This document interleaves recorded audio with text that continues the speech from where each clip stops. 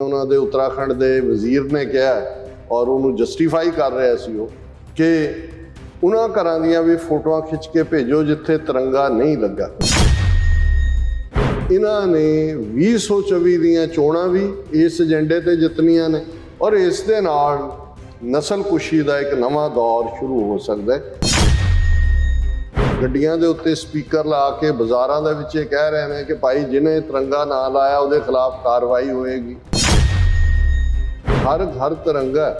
Families of absconding terrorists hoist tricolor ahead of Independence Day। Kashmir ਦੇ ਡੋਡਾ ਜ਼ਿਲ੍ਹੇ 'ਚ army ਇਸ ਗੱਲ ਨੂੰ ਵੀ ਯਕੀਨੀ ਬਣਾ ਰਹੀ ਹੈ ਕਿ 4 ਉਹਨਾਂ ਦੀ ਅੱਗੋਂ ਡੀਟੇਲ ਹੈ ਨੌਜਵਾਨ ਜਿਹੜੇ ਭਗੌੜੇ ਨੇ ਲੜ ਰਹੇ ਨੇ ਆਪਣੀ ਆਜ਼ਾਦੀ ਦੀ, ਉਹਨਾਂ ਦੇ ਘਰ ਦੇ ਜਿਹੜੇ ਨੇ ਉਹ ਤਿਰੰਗਾ ਲੈ ਕੇ ਲਹਿਰਾ ਰਹੇ ਨੇ ਜਾਂ ਉਹਨਾਂ ਨੂੰ ਫੋਰਸ ਕੀਤਾ ਹੋਏਗਾ ਤਾਂ ਕਿ ਬਾਕੀਆਂ ਨੂੰ ਨਜ਼ਰ ਆਏ।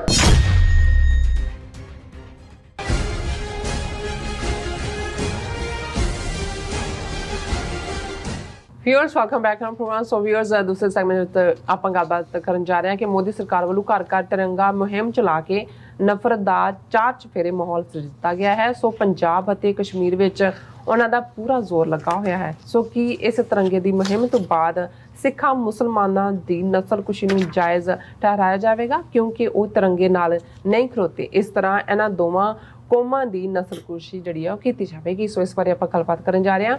ਸੋ ਅਸੀਂ ਚਾਹਾਂਗੇ ਕਿ ਤੁਸੀਂ ਇਸੇ ਤਰ੍ਹਾਂ ਬਣੇ ਰਹਿਣਾ, ਦੇਖਣ ਸੁਣ ਲਈ ਐਂ ਲਿਖਣ ਲਈ ਤੁਹਾਡਾ ਸਭ ਦਾ ਬਹੁਤ ਬਹੁਤ ਧੰਨਵਾਦ ਜੀ। ਡਾਕਟਰ ਸਾਹਿਬ ਕੀ ਵਿਚਾਰਾਂ ਨੇ? ਦੇਖੋ, ਜਿਵੇਂ ਅਸੀਂ ਪਹਿਲੇ ਸੈਗਮੈਂਟ 'ਚ ਵੀ ਟੱਚ ਬੇਸ ਕੀਤਾ ਹੈ ਕਿ ਜਿਸ ਜ਼ੋਰ ਸ਼ੋਰ ਨਾਲ ਮੋਦੀ ਸਰਕਾਰ, RSS ਦਾ ਨਾਗਪੁਰ ਹੈੱਡਕੁਆਰਟਰ, ਸਾਰੀਆਂ ਹਿੰਦੂਤਵੀ ਜਥੇਬੰਦੀਆਂ ਘਰ ਘਰ ਤਿਰੰਗੇ ਦੀ ਮੁਹਿੰਮ ਨੂੰ ਚਲਾ ਰਹੀਆਂ ਨੇ ਔਰ ਇਹੀ ਨਹੀਂ ਕਿ ਇਕੱਲਾ BJP ਜਾਂ ਹਿੰਦੂਤਵੀਆਂ ਦਾ ਇਸ ਦੇ ਉੱਤੇ ਜ਼ੋਰ ਲੱਗਾ ਹੋਇਆ ਹੈ। ਅਸੀਂ ਆਮ ਆਦਮੀ ਪਾਰਟੀ ਵੱਲ ਵੀ ਦੇਖ ਰਹੇ ਹਾਂ, ਉਹ ਵੀ ਅੱਜ ਕੇਜਰੀਵਾਲ ਦਾ ਸੀ ਜੀ, ਉੱਥੋਂ ਤਿਰੰਗਾ ਯਾਤਰਾ, ਇੱਧਰ ਘਰ ਘਰ ਤਿਰੰਗਾ। ਕਾਂਗਰਸ ਨੇ ਜਿਹੜਾ ਰਾਹੁਲ ਗਾਂਧੀ ਨੇ ਕਹਿਣ ਦੀ ਕੋਸ਼ਿਸ਼ ਕੀਤੀ ਪਹਿਲਾਂ ਕਿ ਜੀ ਤਿਰੰਗਾ ਦਿਲ 'ਚ ਹੋਣਾ ਚਾਹੀਦਾ, ਦੂਜਾ ਹੋਣਾ ਚਾਹੀਦਾ ਹੈ ਔਰ ਇਵੇਂ, ਲੇਕਿਨ ਉਹਨਾਂ ਨੂੰ ਵੀ ਲੱਗਿਆ ਵੀ ਜਿੰਨੀ ਤੇਜ਼ੀ ਨਾਲ ਇਹ ਹਿੰਦੂਤਵਾ ਦੀ ਪੂਰੀ ਜਿਹੜੀ ਹੈ ਆਂਧੀ ਜਾਂ ਤੂਫਾਨ ਤਿਰੰਗੇ ਦੇ ਨਾਲ ਖੜਾ ਕਰ ਦਿੱਤਾ ਗਿਆ ਵੀ ਅਸੀਂ ਤਾਂ ਇਹਦੇ 'ਚ ਰੁੜ ਜਾਵਾਂਗੇ।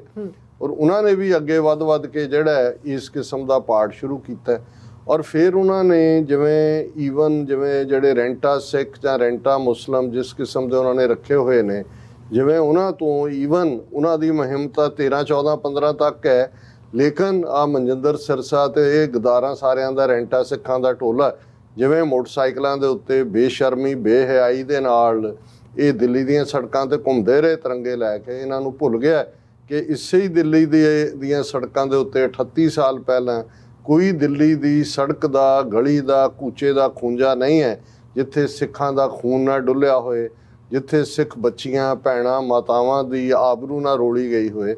ਇਹ ਕਿਸ ਹੱਦ ਤੱਕ ਜਿਹੜੇ ਨੇ ਇਹ ਬੇਸ਼ਰਮ ਬੇਹਯਾ ਲੋਕ ਨੇ, ਲੇਕਿਨ ਇਹ ਹਮੇਸ਼ਾ ਇਸ ਕਿਸਮ ਦੀ ਨਸਲ ਜਿਹੜੀ ਆ ਉਹ ਰਹੀ ਹੈ। ਇਹਨਾਂ ਨੂੰ ਪਛਾਣਨਾ ਵੀ ਜ਼ਰੂਰੀ ਹੈ, ਲੇਕਿਨ ਇਸ ਸਾਰੇ ਦੇ ਪਿੱਛੇ ਮੋਟਿਵ ਕੀ ਹੈ? ਕਿ ਸਿਰਫ ਜਿਹੜਾ ਕਿਉਂਕਿ 2024 'ਚ ਚੋਣਾਂ ਵੀ ਆ ਰਹੀਆਂ ਨੇ, ਕੀ ਇਲੈਕਸ਼ਨਾਂ ਜਿੱਤਣਾ? ਇੱਕ ਸੋਚ ਇਹ ਹੈ ਕਿ ਜੀ ਕਿਉਂਕਿ ਮਹਿੰਗਾਈ ਇੰਨੀ ਤੇਜ਼ੀ ਨਾਲ ਵੱਧ ਰਹੀ ਹੈ, ਇਨਫਲੇਸ਼ਨ ਰੇਟ ਬਹੁਤ ਜ਼ਿਆਦਾ ਇਨਫਲੇਸ਼ਨ ਹੈ, ਅਨਇੰਪਲੋਇਮੈਂਟ ਅੱਜ ਹੀ ਮੱਧ ਪ੍ਰਦੇਸ਼ ਦੇ ਹਵਾਲੇ ਨਾਲ ਆ ਰਿਹਾ ਸੀ ਕਿ ਭਾਈ ਉੱਥੇ ਤਾਂ ਉਹਨਾਂ ਨੇ ਕਿਹਾ ਸੀ ਜੀ ਅਸੀਂ 10 ਲੱਖ ਨੌਕਰੀਆਂ ਦੇਵਾਂਗੇ, ਪਰ ਉੱਥੇ 1 ਕਰੋੜ ਜਿਹੜਾ ਬੇਰੁਜ਼ਗਾਰ ਹੋਇਆ ਇਹਨਾਂ ਸਾਲਾਂ 'ਚ। ਕਿ ਕੀ ਇਹ ਧਿਆਨ ਡਾਈਵਰਟ ਕਰਨ ਦੇ ਲਈ ਹੈ ਇਸ ਕਿਸਮ ਦਾ? ਪਰ ਹਾਲਾਂਕਿ ਅਸੀਂ ਇਸ ਦੇ ਉੱਤੇ ਗੱਲਬਾਤ ਤਾਂ ਇੰਨੇ ਦਿਨਾਂ ਤੋਂ ਕਰ ਹੀ ਰਹੇ ਹਾਂ ਕਿ ਭਾਈ ਇਹ ਕਿਵੇਂ ਇਹਨਾਂ ਦਾ ਜ਼ੋਰ ਪੰਜਾਬ ਔਰ ਕਸ਼ਮੀਰ ਤੇ ਇਹ ਪ੍ਰਭਾਵ ਦੇਣ ਦਾ, ਜਿਵੇਂ ਇਹਨਾਂ ਦਾ ਜ਼ੋਰ ਲੱਗਾ ਹੋਇਆ ਕਿ ਇੱਥੇ ਸਾਡੀ ਰਿੱਟ ਚੱਲਦੀ ਹੈ। ਪਰ ਕੱਲ੍ਹ ਮੈਂ ਸਰ ਅਜਮੇਰ ਸਿੰਘ ਜਿਹੜੇ ਸਿੱਖ ਚਿੰਤਕ ਨੇ ਉਹਨਾਂ ਦਾ ਇੱਕ ਇਸ ਦੇ ਉੱਤੇ ਜਿਹੜਾ ਟੇਕ ਹੈ ਉਹ ਦੇਖ ਰਿਹਾ ਸੀ ਔਰ ਮੈਨੂੰ ਇਹ ਲੱਗਾ ਕਿ ਵੀ ਉਹਨਾਂ ਨੇ ਕਾਫੀ ਠੀਕ ਗੱਲ ਕੀਤੀ ਹੈ। ਉਹਨਾਂ ਨੇ ਇਹ ਕਿਹਾ ਕਿ ਭਾਈ ਇਵੇਂ ਲੱਗਦਾ ਹੈ ਕਿ ਇਹ ਇਕੱਲਾ ਇਹੀ ਨਹੀਂ ਕਿ ਜਿਹੜੇ ਅਸੀਂ ਨੁਕਤੇ ਪਹਿਲਾਂ ਕਹੇ ਨੇ, ਪਰ ਇਸ ਤੋਂ ਬਾਅਦ ਸਿੱਖਾਂ ਔਰ ਮੁਸਲਮਾਨਾਂ ਦੀ ਇੱਕ ਨਵੀਂ ਨਸਲਕੁਸ਼ੀ ਦਾ ਦੌਰ। ਇਹ ਨਹੀਂ ਹੈ ਵੀ ਨਸਲਕੁਸ਼ੀ ਹੋ ਨਹੀਂ ਰਹੀ, ਆਲਰੇਡੀ ਜਿਹੜੀ ਹੈ ਸਿੱਖਾਂ ਦਾ ਜੂਨ 84 ਦਾ ਘੱਲੂਘਾਰਾ ਨਸਲਕੁਸ਼ੀ ਹੈ, ਨਵੰਬਰ 84 ਦਾ ਹੈ, ਪੰਜਾਬ 'ਚ 1.5 ਲੱਖ ਤੋਂ ਜ਼ਿਆਦਾ ਜਿਹੜੇ ਨੌਜਵਾਨ ਗਾਇਬ ਕਰ ਦਿੱਤੇ ਗਏ, ਅਣਪਛਾਤੀਆਂ ਲਾਸ਼ਾਂ ਬਣਾ ਦਿੱਤੇ ਗਏ। ਅੱਛਾ ਕਸ਼ਮੀਰ ਦੇ ਵਿੱਚ ਲੱਖ ਤੋਂ ਜ਼ਿਆਦਾ ਜਿਹੜੀ ਲਗਾਤਾਰਤਾ ਨਾਲ ਕਿਲਿੰਗ ਚੱਲ ਰਹੀ ਹੈ। ਭਾਰਤ ਭਰ ਦੇ ਵਿੱਚ ਮੁਸਲਮਾਨਾਂ ਦੀ ਨਸਲਕੁਸ਼ੀ ਲਈ ਉਹਨਾਂ ਦੀ ਧਰਮ ਸੰਸਦ, ਧਰਮ ਗੁਰੂ, ਫਲਾਣੇ ਟਿਮਕੇ, ਕਿੰਨਾ ਕੁਛ ਔਰ ਕਿਵੇਂ ਉਹਨਾਂ ਨੇ ਥਾਂ ਥਾਂ ਦੇ ਉੱਤੇ ਦੰਗੇ ਕਰਾ ਕੇ ਲਵ ਜਿਹਾਦ। ਜੇ ਅਸਾਮ 'ਚ ਹੜ੍ਹ ਆ ਗਏ ਤਾਂ ਉਹਨੂੰ ਵੀ ਹੜ੍ਹ ਜਿਹਾਦ ਕਹਿ ਕੇ ਜਿਹੜਾ ਅਸਾਮ ਦੇ ਮੁਸਲਮਾਨਾਂ ਨੂੰ ਵੀ ਜਿਹੜਾ ਉਹ ਟਾਰਗੇਟ ਕਰਨ ਦੀ ਲਾਈਨ ਰੱਖੀ, ਜਿਨ੍ਹਾਂ ਨੂੰ ਪਹਿਲਾਂ ਹੀ, ਜਿਨ੍ਹਾਂ 'ਚੋਂ ਲਗਭਗ 2 ਮਿਲੀਅਨ ਉਹਨਾਂ ਨੇ ਜਿਹੜਾ ਸੁਪਰੀਮ ਕੋਰਟ ਦੀ ਸੁਪਰਵਿਜ਼ਨ ਥੱਲੇ, ਔਰ ਸੀਏ ਐਕਟ ਵੀ ਉਹਦੇ ਥੱਲੇ ਹੀ ਲਾਗੂ ਹੋਣ ਵਾਲਾ ਹੈ। ਸੋ ਉਹ ਪਾਰਟ ਤਾਂ ਚੱਲ ਹੀ ਰਿਹਾ, ਪਰ ਆਲ ਆਫ ਏ ਸਡਨ ਇਹ 75ਵੇਂ ਸਾਲ ਨਾਲ ਜੋੜ ਕੇ ਜਿਸ ਲੈਵਲ ਤੇ ਚੱਲ ਰਿਹਾ, ਇਸ ਦਾ ਨੈਕਸਟ ਸਟੈਪ ਕੀ ਹੈ? ਔਰ ਮੈਂ ਸਮਝਦਾ ਵੀ ਚਿੰਤਕ ਹੋਣਾ ਜਾਂ ਫਿਲਾਸਫਰ ਹੋਣ ਦਾ ਮਤਲਬ ਹੀ ਇਹ ਹੁੰਦਾ ਹੈ, ਬਹੁਤ ਕੁਝ ਉਹ ਦੇਖ ਰਹੇ ਹੁੰਦੇ ਆ ਅਸੀਂ ਜਿਹੜਾ ਨਜ਼ਰ ਆ ਰਿਹਾ ਹੈ, ਕੁਝ ਐਸਾ ਹੁੰਦਾ ਹੈ ਜਿਨ੍ਹਾਂ ਨੇ ਇਤਿਹਾਸ ਪੜ੍ਹਿਆ ਹੁੰਦਾ, ਉਹ ਤੋਂ ਅੰਦਾਜ਼ਾ ਹੁੰਦਾ, ਪਰ ਵਿਜ਼ਨ ਇਹ ਹੁੰਦੀ ਹੈ ਕਿ ਵੀ ਇਸ ਤੋਂ ਬਿਯੋਂਡ ਕੀ ਹੈ। ਔਰ ਮੈਨੂੰ ਇੱਕਦਮ ਇਹ ਕਨਵਿੰਸਿੰਗ ਗੱਲ ਲੱਗੀ। ਮੈਂ ਕਿਹਾ ਜੀ ਇਹ ਜਿਹੜਾ ਇੱਕ ਪਾਸੇ ਨਾਲ ਇਹ ਕਹਿ ਰਹੇ ਨੇ, ਜਿਵੇਂ ਉਹਨਾਂ ਦੇ ਉੱਤਰਾਖੰਡ ਦੇ ਵਜ਼ੀਰ ਨੇ ਕਿਹਾ ਔਰ ਉਹਨੂੰ ਜਸਟੀਫਾਈ ਕਰ ਰਿਹਾ ਸੀ ਉਹ, ਕਿ ਉਹਨਾਂ ਘਰਾਂ ਦੀਆਂ ਵੀ ਫੋਟੋਆਂ ਖਿੱਚ ਕੇ ਭੇਜੋ ਜਿੱਥੇ ਤਿਰੰਗਾ ਨਹੀਂ ਲੱਗਾ। ਹੁਣ ਇਸ ਦਾ ਕੀ ਮਤਲਬ ਹੈ? ਔਰ ਪੰਜਾਬ ਦੇ ਵਿੱਚ ਇਹ ਵੱਖਰੀ ਗੱਲ ਹੈ, ਕਿਉਂਕਿ ਹੁਣ ਇੱਕ ਤਾਂ ਸਿੱਖਾਂ ਦਾ ਦਾਅਵਾ ਹੈ, ਅਜੇ 13 ਮਹੀਨੇ ਕਿਸਾਨ ਲਹਿਰ ਦੀ ਵਿਕਟਰੀ ਹੈ। ਫਿਰ ਸਰ ਸਿਮਰਨਜੀਤ ਸਿੰਘ ਮਾਨ ਪਾਰਲੀਮੈਂਟ 'ਚ ਪਹੁੰਚ ਗਏ, ਜੰਤਰ ਮੰਤਰ ਰੋਡ ਤੇ ਖਲੋ ਕੇ ਵੀ ਉਹ ਕਹਿੰਦੇ ਤੁਹਾਡੇ ਤਿਰੰਗੇ ਤੇ ਥੂ। ਉਹਨਾਂ ਨੇ ਕਿਹਾ ਕਿ ਭਾਈ ਸਾਡਾ ਆਪਣਾ ਝੰਡਾ ਹੈ। ਅਸੀਂ ਉਹਨਾਂ ਨੇ ਕਿਹਾ ਤੁਸੀਂ ਮੈਨੂੰ ਕਹਿੰਦੇ ਹੋ ਕਿ ਵੀ ਕਾਨਸਟੀਟਿਊਸ਼ਨ ਦੀ ਸਹੁੰ ਚੁੱਕੀ, ਵੈਸੇ ਖਾਲਿਸਤਾਨ ਕਹਿੰਦੇ ਨੇ, ਕਹਿੰਦੇ ਮੈਂ ਸਹੁੰ ਤਾਂ ਚੁੱਕੀ ਹੈ, ਚਲੋ ਚੱਲੀਏ ਚੀਨ ਤੋਂ ਪਹਿਲਾਂ ਜ਼ਮੀਨ ਛਡਾਈਏ, ਚੱਲ ਮੋਦੀ, ਚੱਲ ਅਮਿਤ ਸ਼ਾਹ। ਸੋ ਉਹਨਾਂ ਨੂੰ ਵੀ ਇਹ ਪਤਾ ਹੈ ਵੀ ਇਹ ਵਿਗੜੇ ਸਿੱਖ ਜਿਹੜੇ ਨੇ, ਇਹਨਾਂ ਨੇ ਜਿਹੜਾ ਉਹਨਾਂ ਨਾਲ ਸਿੱਧੀ ਟੱਕਰ ਲੈਣ ਤੋਂ ਤਾਂ ਭੱਜਣਗੇ। ਲੇਕਿਨ ਇਹ ਨਹੀਂ ਹੈ ਵੀ ਜਦੋਂ ਅਸੀਂ ਦਿੱਲੀ 'ਚ ਖਲੋ ਕੇ ਉਹਨਾਂ ਨੂੰ ਵੰਗਾਰ ਰਹੇ ਹਾਂ, ਪੰਜਾਬ ਦੇ ਵਿੱਚ ਬਰਾਬਰ ਜਿਹੜਾ ਉਹ ਜੇ ਉੱਥੇ ਇਹਨਾਂ ਦੇ ਰੈਂਟਾ ਸਿੱਖ ਮਨਜਿੰਦਰ ਸਿਰਸੇ ਵਰਗੇ ਜਿਹੜੇ ਨੇ ਉਹ ਮੋਟਰਸਾਈਕਲਾਂ ਤੇ ਤਿਰੰਗੇ ਲੈ ਕੇ ਘੁੰਮ ਰਹੇ ਨੇ, ਤੇ ਪੰਜਾਬ ਦੇ ਵਿੱਚ ਤਾਂ ਲਗਾਤਾਰਤਾ ਨਾਲ ਕੇਸਰੀ ਨਿਸ਼ਾਨ ਔਰ ਖਾਲਸਾਈ ਝੰਡੇ ਜਿਹੜੇ ਨੇ ਉਹ 4 ਚੁਫੇਰੇ ਨਜ਼ਰ ਆ ਰਹੇ ਨੇ। ਆਉਣ ਵਾਲੇ ਦਿਨਾਂ 'ਚ ਜਿਹੜਾ ਇਸ ਦੇ ਅਗਲੇ 2-3 ਦਿਨਾਂ 'ਚ ਹੋਰ ਵੀ ਜ਼ੋਰਦਾਰ ਇਸ ਦੇ ਉੱਤੇ ਕੰਮ ਹੋਏਗਾ। ਹੁਣ ਦੁਸ਼ਮਣ ਦੇ ਐਂਗਲ ਤੋਂ ਦੇਖੋ ਕਿ ਉਹ ਕੀ ਸੋਚ ਰਿਹਾ, ਕਿਉਂਕਿ ਉਹ ਸੁਸਾਇਟੀ ਦੇ ਇੱਕ ਹਿੱਸੇ ਨੂੰ ਪੂਰੀ ਤਰ੍ਹਾਂ ਜਿਹੜਾ ਉਹਨਾਂ ਦਾ ਵੋਟ ਬੈਂਕ ਹੈ, ਕੱਲਾ ਵੋਟ ਬੈਂਕ ਨਹੀਂ, ਜਿਹੜਾ ਉਹਨਾਂ ਦਾ ਕਾਡਰ ਗੁੰਡਾਗਰਦੀ ਲਈ, ਮਾਰ ਮਰਾਈ ਲਈ। ਹੁਣ ਇੱਕ ਪਾਸੇ ਭਾਵੇਂ ਅਸੀਂ ਦਲਿਤ ਫੈਕਟਰ ਦੀ ਗੱਲ ਕੀਤੀ ਕਿ ਭਾਈ ਉਹ ਪਰਸੀਕਿਊਟਡ ਨੇ 4000 ਸਾਲ ਤੋਂ, ਪਰ ਜੇ ਤੁਸੀਂ ਦੇਖੋ ਵੀ ਅਲਟੀਮੇਟਲੀ ਬ੍ਰਾਹਮਣ ਔਰ ਹਾਈ ਕਾਸਟ 12% ਤੋਂ ਜ਼ਿਆਦਾ ਨਹੀਂ ਨੇ, ਬ੍ਰਾਹਮਣ ਤਾਂ 4% ਨੇ, 4-4.5%, ਪਰ ਉਹਨਾਂ ਦਾ ਰਾ ਮਟੀਰੀਅਲ ਕੌਣ ਹੁੰਦਾ ਹੈ? ਉਹੀ ਤਬਕਾ ਜਿਨ੍ਹਾਂ ਨੂੰ ਇਹਨਾਂ ਦੇ ਜ਼ਾਤ ਪਾਤੀ ਸਿਸਟਮ ਨੇ ਸ਼ੂਦਰ ਬਣਾਇਆ ਹੋਇਆ। ਉਹ ਵੋਟਾਂ 'ਚ ਵੀ ਵਰਤੇ ਜਾਂਦੇ ਨੇ, ਉਹ ਗੁੰਡਾਗਰਦੀ ਲਈ ਵੀ ਵਰਤੇ ਜਾਂਦੇ ਨੇ, ਉਹ ਉਹਨਾਂ ਤੋਂ ਹਰ ਕਿਸਮ ਦਾ ਕੰਮ ਲੈਂਦੇ ਨੇ। ਹੁਣ ਉਹ ਕਾਡਰ ਉਹਨਾਂ ਦਾ ਇੰਟੈਕਟ ਹੈ ਅੰਟਿਲ ਅਨਲੈਸ ਕੋਈ ਵੱਡੀ ਚੇਂਜ, ਜਿਵੇਂ ਬਿਹਾਰ ਦੇ ਵਿੱਚ ਨਤੀਸ਼ ਕੁਮਾਰ ਨੇ ਜਿਹੜਾ ਉਹ ਯੂ ਟਰਨ ਲਿਆ, ਔਰ ਆਉਣ ਵਾਲੇ ਪੀਰੀਅਡ ਯੂਪੀ ਬਿਹਾਰ 'ਚੋਂ ਵਾਪਸ ਜਿਹੜਾ ਦਲਿਤ ਔਰ ਪਛੜੀਆਂ ਜਾਤੀਆਂ ਦਾ ਵੋਟ ਬੈਂਕ ਸੀ ਮੁੜ ਆਏ।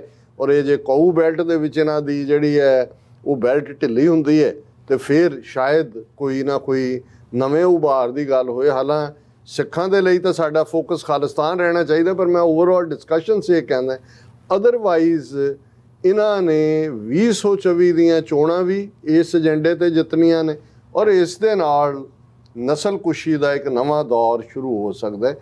ਡਾਇਸਪੋਰਾ ਸਿੱਖਾਂ ਦੇ ਉੱਤੇ ਪੂਰਾ ਦਬਾਅ ਬਣਾਇਆ ਹੋਇਆ ਹੈ, ਜਿਸ ਕਿਸਮ ਦਾ ਇਹਨਾਂ ਦਾ ਪ੍ਰੋਪੇਗੈਂਡਾ ਚੱਲ ਰਿਹਾ ਹੈ, ਔਰ ਇਹਦੇ 'ਚ ਕੋਈ ਦੋ ਰਾਵਾਂ ਨਹੀਂ ਨੇ ਕਿ ਇਹ ਕਿਸੇ ਹੱਦ ਤੱਕ ਵੀ ਜਾਣਗੇ। ਕਿਉਂਕਿ ਜੇ ਅਸੀਂ ਯੂਰਪ ਦਾ ਫੋਕਸ ਯੂਕਰੇਨ 'ਚ ਫਸ ਗਿਆ, ਅਮਰੀਕਾ ਯੂਕਰੇਨ 'ਚ ਵੀ, plus President Biden domestic politics ਵੀ, ਟਰੰਪ ਦੇ ਘਰ ਤੇ ਛਾਪਾ ਮਾਰਿਆ FBI ਨੇ, ਹੁਣ ਅੱਜ ਆ ਗਿਆ ਜੀ ਐਸਪਾਇਨੇਜ ਜਿਹੜਾ ਐਕਟ ਦੇ ਥੱਲੇ ਛਾਪਾ ਮਾਰਿਆ ਗਿਆ, ਉੱਥੋਂ classified document. So domestic politics, all politics is local. So ਉਹਨਾਂ ਦੇ ਲਈ ਫੋਕਸ ਡੋਮੈਸਟਿਕ ਪੋਲੀਟਿਕਸ ਵੀ ਹੈ, ਇੱਥੇ ਵੀ ਫਸੇ ਹੋਏ ਨੇ। ਸੋ ਇਹ ਜਿਹੜਾ ਹਿੰਦੂਤਵੀ ਤਬਕਾ ਹੈ ਇਹ ਟਾਈਮਿੰਗ ਵੀ ਦੇਖ ਰਿਹਾ ਫਿਰ, ਕਿਉਂਕਿ ਚਾਈਨਾ ਦੇ ਨਾਲ ਟਕਰਾਅ ਦੀ ਲਾਈਨ ਅਮਰੀਕਾ ਦੀ ਹੈ ਤੇ ਭਾਰਤ ਨੇ ਮੋਢਾ ਦਿੱਤਾ ਹੋਇਆ ਹੈ। ਇਸ ਲਈ ਭਾਰਤ ਦੇ ਹੋਰ ਜਿਹੜੇ ਗੁਨਾਹ ਨੇ ਜਾਂ ਜੋ ਵਾਇਲੇਸ਼ਨਸ ਕਰ ਰਹੇ ਨੇ, Americans will look the other way, ਜਿਹੜਾ ਉਹਨਾਂ ਦੀ ਕੈਲਕੂਲੇਸ਼ਨ ਹੈ। ਔਰ ਇਸ ਸਭ ਦੇ ਚਲਦੇ ਆ ਇਸ ਗੱਲ ਦਾ ਖੌਫ ਹੈ, ਔਰ ਮੈਂ ਸਮਝਦਾ ਹਾਂ ਵੀ ਇਹ ਜਿਹੜੀ ਤਿਰੰਗਾ ਕੈਂਪੇਨ ਦੇ ਥੱਲੇ ਇਸ ਤੋਂ ਬਾਅਦ ਮੁਸਲਮਾਨਾਂ ਔਰ ਸਿੱਖਾਂ ਔਰ ਕਸ਼ਮੀਰ ਦੇ ਹਵਾਲੇ ਨਾਲ ਜੇ ਅਸੀਂ ਦੇਖੀਏ, ਕੱਲ ਮਹਿਬੂਬਾ ਮੁਫਤੀ ਦਾ ਅਸੀਂ ਟਵੀਟ ਡਿਸਕਸ ਕੀਤਾ ਸੀ ਕਿ ਉਹ ਗੱਡੀਆਂ ਦੇ ਉੱਤੇ ਸਪੀਕਰ ਲਾ ਕੇ ਬਾਜ਼ਾਰਾਂ ਦੇ ਵਿੱਚ ਇਹ ਕਹਿ ਰਹੇ ਨੇ ਕਿ ਭਾਈ ਜਿਹਨੇ ਤਿਰੰਗਾ ਨਾ ਲਾਇਆ ਉਹਦੇ ਖਿਲਾਫ ਕਾਰਵਾਈ ਹੋਏਗੀ। ਦੁਕਾਨਦਾਰਾਂ ਨੂੰ ਕਹਿ ਰਹੇ ਨੇ ਝੰਡੇ ਤੁਸੀਂ ਖਰੀਦਣੇ ਨੇ। ਫਿਰ ਅਸੀਂ ਦੇਖ ਰਹੇ ਕਿ ਭਾਈ ਕਿਵੇਂ ਡਰ ਜਾਂ ਖੌਫ ਜਾਂ ਜ਼ਬਰਦਸਤੀ, ਅੱਜ ਇੱਕ ਖਬਰ ਹੈ ਹਰ ਘਰ ਤਿਰੰਗਾ, families of absconding terrorist hoist tricolor ahead of Independence Day. Army had invited the families to hoist tricolor in Doda unit on Republic Day this year. That motivated them to take part in Har Ghar Tiranga campaign, says an army officer. ਹੁਣ ਕਸ਼ਮੀਰ ਦੇ ਡੋਡਾ ਜ਼ਿਲ੍ਹੇ 'ਚ army ਇਸ ਗੱਲ ਨੂੰ ਵੀ ਯਕੀਨੀ ਬਣਾ ਰਹੀ ਹੈ ਕਿ 4 ਉਹਨਾਂ ਦੀ ਅੱਗੋਂ ਡੀਟੇਲ ਹੈ ਨੌਜਵਾਨ ਜਿਹੜੇ ਭਗੌੜੇ ਨੇ, ਲੜ ਰਹੇ ਨੇ ਆਪਣੀ ਆਜ਼ਾਦੀ ਦੀ, ਉਹਨਾਂ ਦੇ ਘਰ ਦੇ ਜਿਹੜੇ ਨੇ ਉਹ ਤਿਰੰਗਾ ਲੈ ਕੇ ਲਹਿਰਾ ਰਹੇ ਨੇ ਜਾਂ ਉਹਨਾਂ ਨੂੰ ਫੋਰਸ ਕੀਤਾ ਹੋਏਗਾ ਤਾਂ ਕਿ ਬਾਕੀਆਂ ਨੂੰ ਨਜ਼ਰ ਆਏ ਕਿ ਭਾਈ ਇਹ ਦੇਖੋ ਅਸੀਂ ਇਹਨਾਂ 'ਚ ਨੈਸ਼ਨਲਿਜ਼ਮ ਕਿਵੇਂ ਘੋਲ ਕੇ ਪਾ ਰਹੇ ਹਾਂ। ਇਹਨਾਂ ਦੇ ਮੁੰਡੇ ਦੌੜੇ ਹੋਏ ਨੇ ਕਿ ਕਸ਼ਮੀਰ ਦੀ ਆਜ਼ਾਦੀ ਲਈ ਲੜ ਰਹੇ ਨੇ, ਇਹ ਤਿਰੰਗਾ ਚਲਾ ਰਹੇ ਨੇ। ਹੁਣ ਇਸ ਇੱਕ ਪਾਸੇ ਉਹ ਵੀ ਲੈਫਟਿਸਟ ਵਿਚਾਰਧਾਰਾ ਵਾਲੇ ਜਾਂ ਜਿਨ੍ਹਾਂ ਨੂੰ ਅੰਦਰ ਧੱਕਿਆ ਹੋਇਆ, ਉਹ ਆਪਣੇ ਤੌਰ ਦੇ ਉੱਤੇ ਹੁਣ ਜੇ ਸ਼੍ਰੋਮਣੀ ਕਮੇਟੀ ਭਗੌੜੀ ਹੋਈ ਤਾਂ ਇਸ ਨਿਸ਼ਾਨ ਸਾਹਿਬ ਕੈਂਪੇਨ ਤੋਂ ਉਹਨਾਂ ਨੇ ਕਿਹਾ ਜੀ ਅਸੀਂ 1 ਮਿਲੀਅਨ ਜਿਹੜੇ ਮਾਰੇ ਗਏ ਸੀ 47 'ਚ ਸਿੱਖ ਹਿੰਦੂ ਮੁਸਲਮਾਨ, ਉਹਨਾਂ ਲਈ ਅਰਦਾਸ ਕਰਾਂਗੇ। ਸਭ ਤੋਂ ਅੱਗੇ ਉਹਨਾਂ ਨੂੰ ਵਧਾਈਆਂ ਦੇਣ ਵਾਲੇ ਔਰ ਉੱਥੇ ਪਹੁੰਚੇ ਵੀ ਹੋਣਗੇ ਲੈਫਟਿਸਟ ਕਮਿਊਨਿਸਟ ਨੇ, ਕਿਉਂਕਿ ਉਹ ਇਹ ਸਾਬਤ ਕਰਨਾ ਚਾਹੁੰਦੇ ਨੇ ਕਿ ਜੀ ਦੇਖੋ ਅਸੀਂ ਤਾਂ ਪਹਿਲਾਂ ਹੀ ਕਹਿੰਦੇ ਹਾਂ ਕਿ ਮਜ਼ਹਬ ਜਿਹੜਾ ਉਹ ਡਿਵਾਈਸਿਵ ਲਾਈਨ ਹੈ, ਉਹ ਵੰਡਣ ਵਾਲਾ ਹੈ ਔਰ ਉਹ ਕਤਲੋਗਾਰ ਖੂਨ ਖਰਾਬਾ ਮਜ਼ਹਬ ਦੇ ਨਾਂ ਥੱਲੇ। ਸੋ ਉਹ ਆਪਣੇ ਵਿੰਗੇ ਟੇਢੇ ਢੰਗ ਨਾਲ ਸਮਝਦੇ ਨੇ ਕਿ ਜੇ ਉਹ 47 ਦੇ ਮੈਸੈਕਰ ਨੂੰ ਅਪੋਜ਼ ਕਰਦੇ ਨੇ ਤੇ ਨਾਲ ਹੀ ਨਾਲ ਖਾਲਿਸਤਾਨ ਵੀ ਅਪੋਜ਼ ਹੋ ਜਾਂਦਾ ਕਿ ਦੇਖੋ ਜੀ ਮਜ਼ਹਬ ਦੇ ਨਾਂ ਤੇ ਪਾਕਿਸਤਾਨ ਬਣਿਆ ਸੀ ਔਰ ਇਹ ਖੂਨ ਖਰਾਬਾ ਹੋਇਆ, ਹੁਣ ਤੁਸੀਂ ਅੱਗੋਂ ਥੋੜੀ ਖੂਨ ਖਰਾਬਾ ਕਰਾਣਾ। ਜਿਵੇਂ ਸੁਰਜੀਤ ਪਾਤਰ ਨੇ ਆਪਣੀ ਇੱਕ ਨਜ਼ਮ 'ਚ ਕਿਹਾ ਸੀ ਜੀ ਅਸੀਂ ਵਾਰਿਸ ਸ਼ਾਹ ਪਹਿਲਾਂ ਹੀ ਗਵਾ ਲਿਆ ਕਿ ਹੁਣ ਅਸੀਂ ਸ਼ਿਵ ਬਟਾਲਵੀ ਵੀ ਗਵਾਣਾ। ਸੋ ਉਹਨਾਂ ਨੂੰ ਆਪਣਾ ਇਹਦੇ 'ਚ ਨਜ਼ਰ ਆਉਂਦਾ ਹੈ ਔਰ ਇਹਦੇ ਬਾਵਜੂਦ ਕਿ ਇਸ ਵੇਲੇ ਜਿਹੜੇ ਲੈਫਟਿਸਟ ਨੇ ਭਾਰਤ ਦੇ ਵਿੱਚ ਉਹਨਾਂ ਦਾ ਕੀ ਹਾਲ, ਜਿਹੜੇ ਜੈਨੂਅਨ ਲੈਫਟਿਸਟ ਨੇ, ਔਰ ਇਸੇ ਲਈ ਰੈਡੀਕਲ ਦੇਸੀ ਦੇ ਵੀਰ ਗੁਰਪ੍ਰੀਤ ਸਿੰਘ ਉਹਨਾਂ ਨੇ ਓਪੀਨੀਅਨ ਪੇਜ ਆਪਣਾ ਐਡੀਟੋਰੀਅਲ 'ਤੇ ਲਿਖਿਆ ਸੀ, when true patriots are being locked up what is there to celebrate. ਕਿ ਉਹਨਾਂ ਨੇ ਫਿਰ ਖਾਸ ਤੌਰ 'ਤੇ ਜਿਹੜੀ ਬੀਬੀ ਨੇ ਨਵੰਬਰ ਜਿਹੜੀ 2002 ਦੇ ਗੁਜਰਾਤ ਮੈਸੈਕਰ ਦੀ ਗੱਲ ਨੂੰ ਅੱਜ ਤੱਕ ਵੀ ਹਾਈਲਾਈਟ ਰੱਖਿਆ ਸੁਪਰੀਮ ਕੋਰਟ ਦੇ ਹੁਕਮ ਥੱਲੇ ਕਿ ਜੀ ਉਹ ਪਤੀਲੇ ਨੂੰ ਗਰਮ ਰੱਖ ਰਹੇ ਨੇ, ਬੀਬੀ ਦੀ ਨੂੰ ਜਿਹੜਾ ਅਰੈਸਟ ਕਰਾ ਦਿੱਤਾ ਗਿਆ ਗੁਜਰਾਤ ਵਾਲਿਆਂ ਨੇ, ਬੀਬੀ ਨੂੰ ਚੁੱਕ ਲਿਆ ਔਰ ਮੈਨੂੰ ਨਹੀਂ ਸੀ ਪਤਾ ਵੀ ਉਹ ਬੀਬੀ ਕੈਨੇਡਾ ਵੀ ਆ ਕੇ ਗਏ ਹੋਏ ਨੇ। ਸੀਤਲਵਾਦ ਉਹਨਾਂ ਦੇ ਹੱਕ 'ਚ ਜਿਹੜਾ ਉਹਨਾਂ ਨੇ 31 ਜੁਲਾਈ ਨੂੰ ਲੋਕਲ ਕਮਿਊਨਿਟੀ ਵੈਨਕੂਵਰ ਜਿਹੜੀ ਹੈ ਉਹ ਇਕੱਠੀ ਵੀ ਹੋਈ ਉਹਨਾਂ ਦੇ ਵੀਜ਼ਾ ਆਫਿਸ ਦੇ ਬਾਹਰ ਔਰ ਬਿਲਕੁਲ ਠੀਕ ਕਿਹਾ ਗੁਰਪ੍ਰੀਤ ਸਿੰਘ ਹੋਰਾਂ ਨੇ ਕਿ ਭਾਈ ਜਿਹੜੇ ਅਸਲੀ ਜਿਹੜੇ ਨੇ ਉਹ ਤਾਂ ਜੇਲ੍ਹਾਂ 'ਚ ਬੰਦ ਨੇ, ਤਾਂ ਹੁਣ ਹੈ ਕੀ ਸੈਲੀਬ੍ਰੇਟ ਕਰਨ ਦੇ ਲਈ। ਲੇਕਿਨ ਮੈਂ ਕਨਕਲੂਜਨ 'ਚ ਇਹ ਸੈਗਮੈਂਟ ਦੇ ਜ਼ਰੂਰ ਕਹਿਣਾ ਚਾਹੁੰਦਾ ਕਿ ਜਿਹੜਾ ਆਉਣ ਵਾਲਾ ਪੀਰੀਅਡ ਹੈ ਉਹ ਸਾਡੇ ਲਈ ਬਹੁਤ ਭਿਆਨਕ ਹੋਣ ਜਾ ਰਿਹਾ ਹੈ। ਔਰ ਸਰ ਕਪੂਰ ਸਿੰਘ ਜਿਹੜੇ 20ਵੀਂ ਸਦੀ ਦੇ ਵੱਡੇ ਸਿੱਖ ਫਿਲਾਸਫਰ ਹੋਏ ਨੇ, ਅੱਜ ਵੀ ਜਦੋਂ ਅਸੀਂ ਉਸ ਸਰਕੂਲਰ ਦੀ ਗੱਲ ਕਰਦੇ ਹਾਂ ਜਿਹੜਾ 10 ਅਕਤੂਬਰ 1947 ਨੂੰ ਸੀ ਕਿ Sikhs are a criminal tribe and a menace to the law abiding Hindus, sir Kapur Singh district Kangra ਦੇ ਡਿਪਟੀ ਕਮਿਸ਼ਨਰ ਸੀ, ਉਹਨਾਂ ਨੇ ਉਸ ਹਕੀਕਤ ਨੂੰ ਸਾਹਮਣੇ ਲਿਆਂਦਾ ਸੀ। ਔਰ ਆਉਣ ਵਾਲੇ ਕੱਲ 13 ਅਗਸਤ ਦਾ ਦਿਨ ਹੈ ਜਿੱਦਣ ਉਹ ਇਸ ਫਾਨੀ ਸੰਸਾਰ ਤੋਂ ਗਏ, ਕਿਉਂਕਿ ਵੀਕਐਂਡ ਹੈ, ਅਸੀਂ ਜਿਹੜਾ ਹੈ ਉਹ ਪ੍ਰੋਟੈਸਟ ਕਵਰ ਕਰ ਰਹੇ ਹੋਵਾਂਗੇ। ਔਰ ਸਰ ਕਪੂਰ ਸਿੰਘ 13 ਅਗਸਤ 1986 ਨੂੰ ਇਸ ਦੁਨੀਆ ਨੂੰ ਅਲਵਿਦਾ ਕਹਿ ਗਏ। ਉਹਨਾਂ ਦਾ ਦੀ ਸਾਚੀ ਸਾਖੀ ਟੈਸਟੀਮਨੀ ਹੈ ਬਿਟਰੇਅਲਸ ਦੀ। ਔਰ ਸਾਡੀ ਜਿਹੜੀ ਲੀਡ ਫੋਟੋ ਹੈ ਉਹਦੇ 'ਚ ਪ੍ਰੋਫੈਸਰ ਪੂਰਨ ਸਿੰਘ ਉਹਨਾਂ ਦੀ ਪਿਕਚਰ ਵੀ ਹੈ, ਕਿਉਂਕਿ ਪ੍ਰੋਫੈਸਰ ਪੂਰਨ ਸਿੰਘ ਸਿਰਫ ਇੱਕ ਮਿਸਟਿਕ ਫਿਲਾਸਫਰ ਸ਼ਾਇਰ ਜਾਂ ਦਾਨਿਸ਼ਵਰੀ ਨਹੀਂ ਸਨ। ਜਦੋਂ ਸਾਈਮਨ ਕਮਿਸ਼ਨ ਆਇਆ ਔਰ ਉਦੋਂ ਉਹਨਾਂ ਨੇ ਇੱਕ ਪੂਰੀਆਂ ਉਹਨਾਂ ਦੀਆਂ ਚਿੱਠੀਆਂ 3-4 ਰੂਪ ਦੇ ਵਿੱਚ ਸਾਹਮਣੇ ਨੇ, ਲੈਟਰ ਜਿਹੜੇ ਉਹਨਾਂ ਨੇ ਸਾਈਮਨ ਨੂੰ ਲਿਖੇ ਸੀ, ਜਿਹਦੇ 'ਚ ਇਹ 1920s ਦੀ ਗੱਲ ਹੈ ਜਦੋਂ ਲਾਜਪਤ ਰਾਏ ਦਾ ਜਿਹੜਾ ਮਾਰਿਆ ਜਾਣਾ ਉਹਨੂੰ ਇਹ ਝੂਠਾ ਸ਼ਹੀਦ ਬਣਾ ਦਿੰਦੇ ਨੇ। ਤੇ ਉਹਨਾਂ ਨੇ ਬਿਆਨ ਕੀਤਾ ਸੀ ਕਿ ਹਿੰਦੂ ਥਾਟ ਕੀ ਹੈ, ਗਾਂਧੀ ਦਾ ਥਾਟ ਕੀ ਹੈ ਔਰ ਅਸਲੀਅਤ ਕੀ ਹੈ। ਸੋ ਅਸੀਂ ਉਹਨਾਂ ਨੂੰ ਵੀ ਯਾਦ ਕਰਦੇ ਹਾਂ ਕਿ ਭਾਈ ਉਸ ਪੀਰੀਅਡ 'ਚ ਇਸ ਕਿਸਮ ਦੇ ਲੋਕਾਂ ਦਾ ਜਿਹੜਾ ਗੈਰ ਗੰਭੀਰ ਚਿੰਤਨ ਸੀ ਉਸ ਵੱਲ ਕਿਸੇ ਨੇ ਧਿਆਨ ਨਹੀਂ ਦਿੱਤਾ। ਲੇਕਿਨ ਜੋ ਆਉਣ ਵਾਲਾ ਪੀਰੀਅਡ ਹੈ ਉਸ 'ਚ ਸਾਡਾ ਕਿਰਦਾਰ, ਸਾਡਾ ਅਮਲ ਔਰ ਸਾਡਾ ਫੇਥ ਕੀ ਹੋਣਾ ਚਾਹੀਦਾ। ਮੈਂ ਸਰ ਕਪੂਰ ਸਿੰਘ ਹੋਰਾਂ ਦੇ ਲਫ਼ਜ਼ਾਂ ਦੇ ਨਾਲ ਇਸ ਸੈਗਮੈਂਟ ਨੂੰ ਕਲੋਜ਼ ਕਰਾਂਗਾ। ਉਹਨਾਂ ਨੇ ਕਿਹਾ ਆਉਣ ਵਾਲੇ ਸਮਿਆਂ ਵਿੱਚ ਸਿੱਖੀ ਉੱਤੇ ਅਨੇਕਾਂ ਮਾਰੂ ਹਮਲੇ ਹੋਣਗੇ। ਇਹ ਅਸੀਂ 13 ਅਗਸਤ 1986 ਨੂੰ ਉਹ ਜਿਹੜਾ ਚੜ੍ਹਾਈ ਕਰਦੇ ਨੇ, ਇਹ ਉਸ ਤੋਂ ਪਹਿਲਾਂ ਦੀ ਲਿਖਤ ਹੈ। ਅਜੇ ਹਮਲਾ ਜੂਨ 84 ਦਾ ਹੀ ਹੋਇਆ ਸੀ, ਨਵੰਬਰ 84, ਔਰ ਜੋ 86 ਤੋਂ ਬਾਅਦ ਹੋਇਆ, ਜੋ ਪੰਜਾਬ 'ਚ ਅਣਪਛਾਤੀਆਂ ਲਾਸ਼ਾਂ ਦੀ ਕਹਾਣੀ, ਇਹ ਉਹਨਾਂ ਤੋਂ ਬਾਅਦ ਜਾਣ ਤੋਂ ਹੈ ਦੁਨੀਆ ਤੋਂ। ਉਹਨਾਂ ਨੇ ਕਿਹਾ ਆਉਣ ਵਾਲੇ ਸਮਿਆਂ ਵਿੱਚ ਸਿੱਖੀ ਉੱਤੇ ਅਨੇਕਾਂ ਮਾਰੂ ਹਮਲੇ ਹੋਣਗੇ, ਕਿਸੇ ਵੇਲੇ ਸਭ ਕੁਝ ਰੁੜ ਗਿਆ ਜਾਪੇਗਾ। ਜਿਵੇਂ ਆਪਣੇ ਅਜੇ ਵੀ ਕਈ ਜਿਹੜੇ ਨੇ ਬਿਲਕੁਲ ਕਿ ਸਾਡਾ ਕੀ ਬਣੇਗਾ, ਕੁਛ ਵੀ ਕਹਿਣਗੇ ਜੀ ਕੁਛ ਨਹੀਂ ਬਣਨਾ। ਅਸੁਰੀ ਸ਼ਕਤੀਆਂ ਸਭ ਕੁਝ ਨਿਗਲ ਜਾਣਗੀਆਂ। ਸੁਰ ਹੁੰਦੇ ਨੇ ਦੇਵਤੇ, ਅਸੁਰ ਹੁੰਦੇ ਨੇ ਰਾਖਸ਼, ਕਿ ਡੈਵਲ, ਹਿੰਦੂ ਤੋਂ ਵੀ ਡੈਵਲ ਹੀ ਅਸੀਂ ਕਹਿ ਸਕਦੇ ਹਾਂ, ਕਿ ਇਹ ਸਾਰਾ ਕੁਝ ਹੀ ਨਿਕਲ ਜਾਣਗੇ। ਉਸ ਵੇਲੇ ਵਿਚਲਤ ਨਹੀਂ ਹੋਣਾ, ਕਿ ਵੀ ਬੇਆਰਾਮ ਨਾ ਹੋਇਓ, ਆਪਣੇ ਫੇਥ ਨੂੰ ਨਾ ਡੁਲਾਇਓ। ਗੁਰੂ ਭਰੋਸੇ ਚੰਗੇ ਦਿਨਾਂ ਦੀ ਆਮਦ ਦੀ ਆਸ ਟੁੱਟਣ ਨਹੀਂ ਦੇਣੀ। ਕਦੇ ਆਸ ਨਾ ਟੁੱਟਣ ਦਿਓ। ਗੁਰੂ ਤੇ ਭਰੋਸਾ ਹੋਣਾ ਚਾਹੀਦਾ ਹੈ ਕਿ ਅਸੀਂ ਜਿੱਤਾਂਗੇ, ਇਹ ਸਾਡਾ ਫੇਥ ਰਹਿਣਾ ਚਾਹੀਦਾ ਹੈ। ਅਸਲ ਸਿੱਖੀ ਦੇ ਬੀਜ ਨੂੰ ਘੁੱਟ ਕੇ ਗਲ ਨਾਲ ਲਾਈ ਰੱਖਣਾ। ਬੀਜ ਵਿੱਚ ਬੜੀ ਸ਼ਕਤੀ ਹੈ।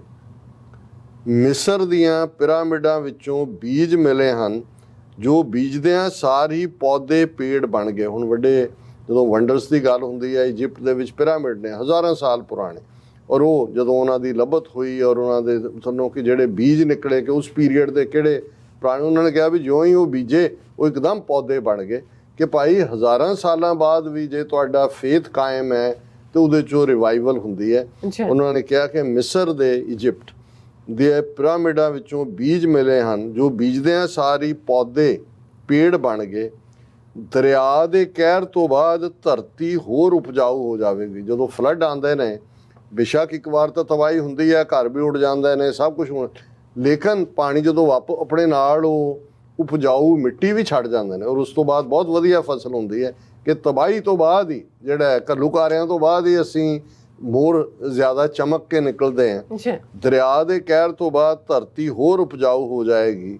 ਸੂਰਜ ਨਵਾਂ ਜੀਵਨ ਲੈ ਕੇ ਰੌਸ਼ਨੀ ਬਿਖੇਰੇਗਾ। ਉਸ ਬੀਜ ਨੂੰ ਦੁਬਾਰੇ ਬੀਜ ਦੇਣਾ। ਬੀਜ ਜਿਹੜਾ ਤੁਸੀਂ ਸੰਭਾਲਿਆ ਹੋਏਗਾ, ਜਦੋਂ ਤਬਾਹੀ ਤੋਂ ਬਾਅਦ ਪੀਰੀਅਡ ਆਏਗਾ, ਉਹਨੂੰ ਦੁਬਾਰਾ ਬੀਜ ਦੇਣਾ। ਉਹ ਸਿੱਖੀ ਦੀ ਨਵੀਂ ਫਸਲ ਪੈਦਾ ਕਰੇਗਾ। ਛੋਟੇ ਛੋਟੇ ਬੀਜਾਂ ਤੋਂ ਹੀ ਵੱਡੇ ਵੱਡੇ ਦਰਖਤ ਬਣਦੇ ਨੇ, ਜੋ ਪਸ਼ੂ ਪੰਛੀਆਂ ਦਾ ਆਸਰਾ ਤੇ ਇਨਸਾਨ ਨੂੰ ਛਾਂ ਪ੍ਰਦਾਨ ਕਰਨ ਦੇ ਕਾਬਲ ਹੁੰਦੇ। ਬੀਜ ਕਿੰਨਾ ਨਿੱਕਾ ਹੁੰਦਾ, ਪਰ ਉਹਦਾ ਦਰਖਤ ਬਣਦਾ ਹੈ। ਉਸੇ ਦਰਖਤ ਦੇ ਥੱਲੇ ਪਾਂਦੀ ਨੂੰ ਛਾਂ ਵੀ ਹੈ ਔਰ ਜਾਨਵਰਾਂ ਦੇ ਲਈ ਹਰਿਆਵਲ ਵੀ ਹੈ। ਇਸ ਲਈ ਮੁਸੀਬਤ ਸਮੇਂ ਸਭ ਤੋਂ ਵੱਧ ਸਾਂਭਣ ਵਾਲੀ ਵਸਤੂ ਬੀਜ ਹੀ ਹੁੰਦੀ ਹੈ। ਕਿ ਬੀਜ ਨੂੰ ਸੰਭਾਲ ਲਓ। ਕਿ ਜਦੋਂ ਵੀ ਇਹ ਕਹਿਰ ਦਾ ਪੀਰੀਅਡ, ਹਾਰਡ ਟਾਈਮ, ਜੈਨੋਸਾਈਡਸ ਜੋ ਤੁਸੀਂ ਗੁਜ਼ਰਨਾ, ਤੁਹਾਡਾ ਗੁਰੂ ਤੇ ਫੇਥ ਜਿਹੜਾ ਹੈ ਉਹ ਨਹੀਂ ਡੋਲਣਾ ਚਾਹੀਦਾ। ਔਰ ਇਹੀ ਫੇਥ ਜਿਹੜਾ ਹੈ ਸਿੱਖੀ ਦਾ ਬੀਜ ਹੈ, ਜਿਸ ਨੂੰ ਸੰਭਾਲ ਕੇ ਰੱਖਣਾ। ਜੀ ਡਾਕਟਰ ਸਾਹਿਬ, ਤੁਹਾਡਾ ਬਹੁਤ ਬਹੁਤ ਸ਼ੁਕਰੀਆ। ਸਾਥ ਲੈਣੇ ਬ੍ਰੇਕ, ਵੀਅਰਸ ਤੁਸੀਂ ਇਸੇ ਤਰ੍ਹਾਂ ਬਣੇ ਰਹਿਣਾ। ਮਿਲਦੇ ਹਾਂ ਛੋਟੇ ਜਿਹੇ ਬ੍ਰੇਕ ਤੋਂ ਬਾਅਦ।